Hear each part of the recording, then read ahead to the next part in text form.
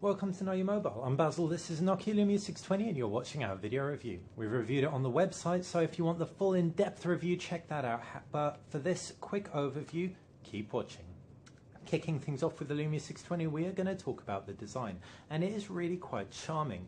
You have this matte plastic back cover, however it is swappable for a range of other choices.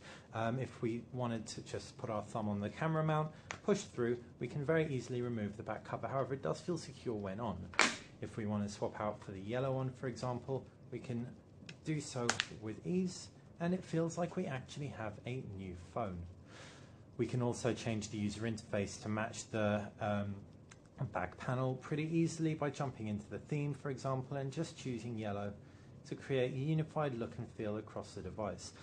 So the design is a lot more than just a physical design. It also extends within the UI. Nokia have really thought through Windows Phone 8 and incorporated that into the physicality of the phone.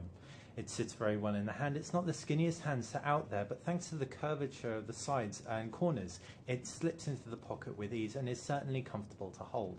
The screen's also beautiful. You've got a WVGA display at 3.8 inches with the same resolutions as the Nokia Lumia 820. The pixel density is actually sharper and it noticeably looks it. Text looks great, whites look really, really nice and pure, and all in all, we're impressed with the Nokia Lumia 620's screen. It even packs a clear black technology Nokia have put on the higher end screens so far. So for 150 quid, we really aren't going to complain that it's on here too. As far as the user interface goes, we've got Windows Phone 8 inside. Windows Phone 8, as we all know, is a very simple OS comprised primarily of two home screens. You've got these live tiles which indicate when you have notifications that have come in, and you can pin new tiles to the home screen with little more than a long press. The live tiles have their shortcomings. They aren't necessarily the best at pulling in all your notifications in one place. You have to really keep a watchful eye on these live tiles. If we pull down the bar at the top, for example, we get a few key indications, but not a full notifications list such as text messages, missed calls, etc. Though many of these can indeed be accessed through the lock screen, as you can see. Another shortcoming of Windows Phone 8 is the fact that the App Store isn't quite as comprehensive as Android or iOS. So if you are coming from those operating systems, you should probably check your key apps, make sure they are available on here.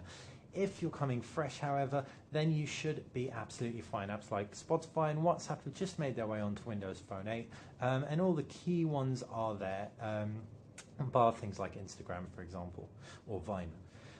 That said, Windows Phone 8, definitely a great first OS for people to get to grips with their smartphones with. It's really, really easy to get your head around, and it's very, very nice and visually pleasing with a unified typeface and clean themes. Moving on to the camera, and you have a 5 megapixel autofocus camera on the back.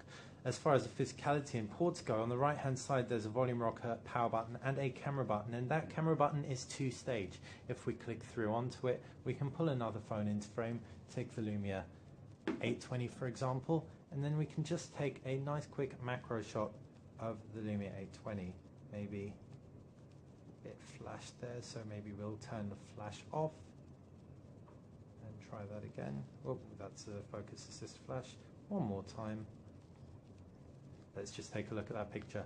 As we can see, and as you'll make out from the review, it's a very respectable 5 megapixel camera. It certainly isn't the best out there that we've seen, but like we said, we're not sure you're going to do a lot better for 150 quid.